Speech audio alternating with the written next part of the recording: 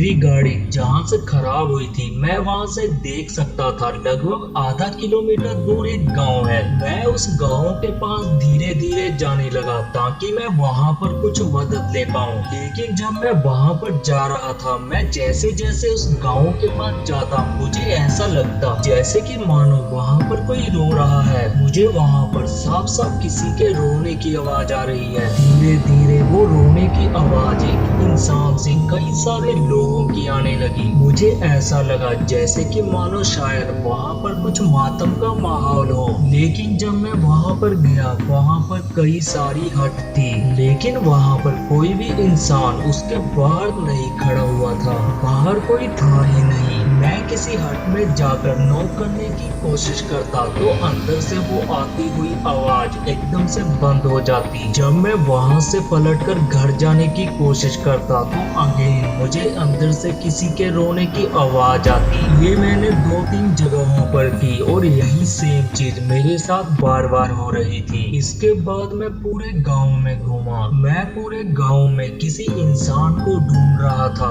जो शायद मेरी मदद कर पाए। शायद वहाँ पर कोई दुकान हो, कोई मैकेनिक शॉप हो, लेकिन वहाँ पर कुछ भी ऐसा नहीं था। इनफैक्ट वहाँ पर कोई इंसान भी नहीं था। मैं वापस वहीं पर आता हूँ जहाँ से मैंने ये स्टार्ट किया था। वहाँ पर एक हट थी। उस हट से लगी हुई एक खिड़की थी जिसके नीचे कुछ रखा हुआ था। मैं उसके ऊपर चढ़कर खिड़की से जो कुछ भी अंदर हो रहा है साफ साफ देख सकता था। मैंने सोचा मैं वहाँ से मदद की गुहार लगाऊंगा तो शायद वहाँ पर रहने वाला कोई इंसान ये सुनकर बाहर आएगा या एटलीस्ट मुझे कुछ तो बता ही देगा। मैं जैसे ही उस हट में देखता हूँ उस हट में एक आदमी, एक औरत और उसके साथ उसके 2 बच्चे हैं। वो सब एक सर्कल में बैठे हुए हैं और उनके बीचों बीच कुछ ऐसी चीज रखी हुई है जिसके बारे में वो एक दूसरे से बातें कर रहे हैं। तुम इसको देख सकते हो कितना अच्छा है ना ये। मेरे ख्याल से ये बहुत ही ज्यादा पसंद आएगा उसको। इस बार मैंने ये किया है, अगली बार तुम लोग कर लेना। मुझे कुछ समझ में नहीं आ रहा था तभी मैं उस आदमी का हाथ देखता हूँ। उस आदमी का हाथ वहाँ पर नहीं था। मैं थोड़ी देर और ध्यान से देखता हूँ तो एक्चुअली उन सब के बीच में रखा हुआ वो कुछ और नहीं बल्कि उस आदमी का ही हाथ था। वो हाथ वहाँ पर रखा हुआ था और ऐसा लग रहा था जैसे कि मानो उस इंसान ने अपने हाथ को जानबूझकर काट कर बीच में रखा हुआ है। और मुझे अभी भी ये चीज क्लियर नहीं थी कि वो किसके लिए ये सब कर रहे हैं, वो किसे खुश करना चाहते हैं और किसे ये पसंद आएगा। ये सब देखकर मैं एक्चुअली डर गया था। मैं आहिस्ता से नीचे उतरा और मैं ये सारी चीजें समझ ही रहा था कि ये क्या हो रहा है कि तभी मुझे दूसरी हट से भी किसी के रोने की आवाज आने लगी। मैं जब दूसरी हट के पास गया और इस बार मैं फिर से ऊपर ही एक खिड़की थी उस पर चढ़ा और मैं उसके जरिए अंदर देखने लगा। इस बार बीच में एक औरत थी, वो लेटी हुई थी। ऐसा लग रहा था जैसे कि मानो वो मर चुकी है। अगल बगल उसके बच्चे बैठे हुए थे। उसका हस्बैंड नहीं था वहाँ पर।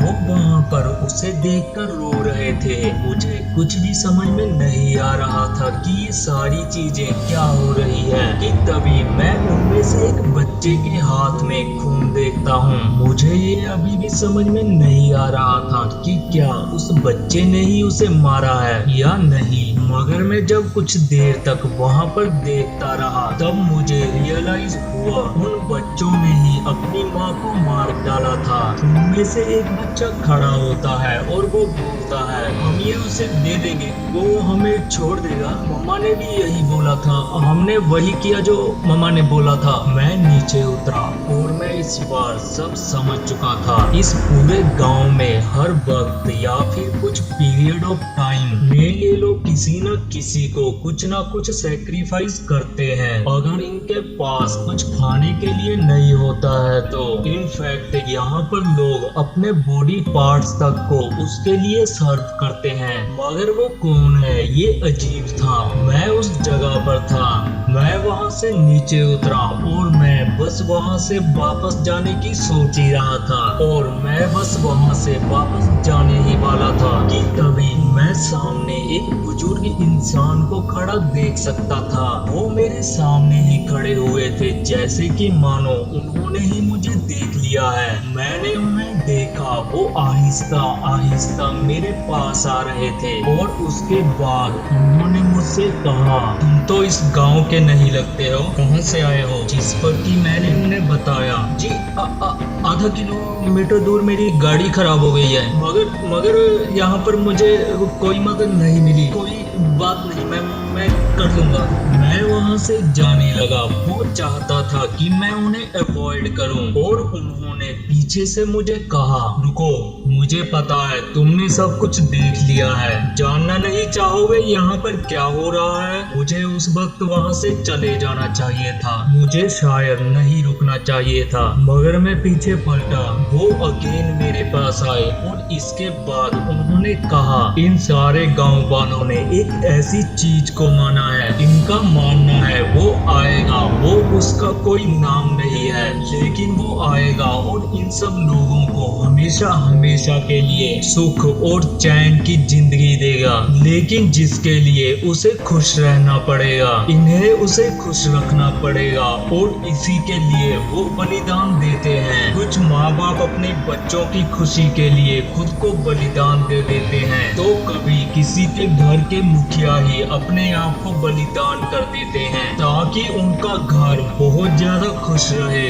यहाँ पर ये अक्सर होता रहता है। तुम्हें क्या लगता है इसके बारे में? मैंने उनकी तरफ देखा और कहा, जी मुझे नहीं पता है यहाँ पर ऐसी चीजें क्यों होती है, मैं तो कभी इन चीजों पर विश्वास नहीं करता, मुझे नहीं पता ये चीजें सच में होती हैं। वो एकटक से मेरी तरफ देखते रहे। उन्होंने आंखें नीचे करी और इस बार उन्होंने मुझसे कहा, तुम्हें इन बातों पर विश्वास नहीं है ना? जिस पर कि मैंने कहा नहीं। उन्होंने इस बार ऊपर की ओर देखा, तो क्या विश्वास करना चाहोगे? वो बुजुर्ग इंसान जो अभी लाठी के सहारे चल रहा था, ऐसा लगा जैसे कि मानो वो बुजुर्ग इंसान रहा ही नहीं, बल्कि उसकी बॉडी अपने आप ही बहुत ही ज्यादा शक्तिशाली महसूस होने लगी थी। उसके हाथों में जो वो डंडा था वो अपने आप ही एक लंबी सी कुल्हाड़ी में बदल गया। उसकी आंखें बिल्कुल लाल हो गई और वो मेरे पास अब चलता हुआ आ रहा था।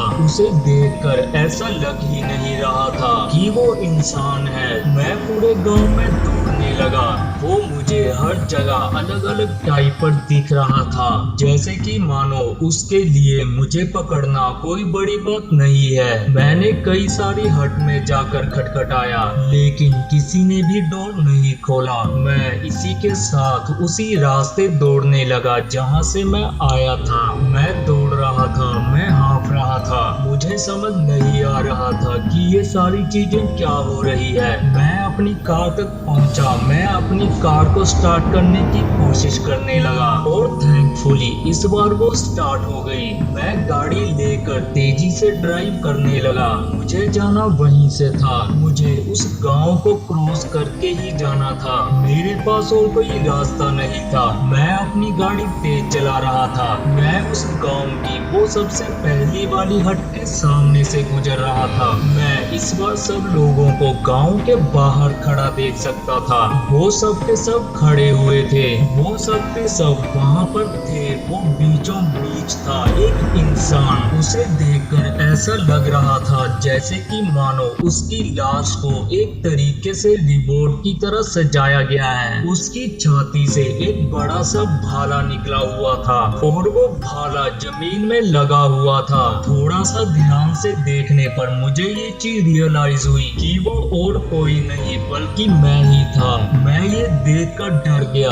मैंने अपनी गाड़ी रोकी। मैंने अपने चेस्ट को देखा। मेरा चेस्ट से निकलता हुआ खून साथ साथ ये बता रहा था कि एक्चुअली मेरे चेस्ट से ही भाला आर पार हुआ है। मैं मैं इसके पहले की कुछ समझता। जब मैंने पीछे पलटकर देखा तो वही बूढ़ा इंसान पीछे बैठा हुआ था। ठीक उसी वक्त मैं अपने चेस्ट के आर पार हुए उस भाले के दर्द को महसूस कर सकता था, और आखिरी बार मैं उस बुजुर्ग इंसान की आवाज फिर से सुनता हूँ, जो कि कह रही थी, तुम्हें क्या लगा तुम्हारी गाड़ी ऐसे ही खराब हो गई? इस गांव में तुम्हारा स्वागत है।